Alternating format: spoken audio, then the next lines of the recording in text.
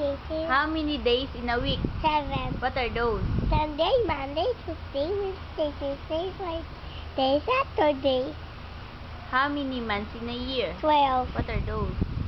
January, February, March, April, May, June, July, August, September, October, November, December. Yes. How many?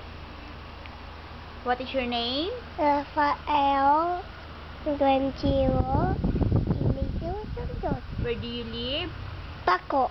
How old are you? What are you doing? 2 years old. 2 years old. Happy birthday, Ate B. Thank you.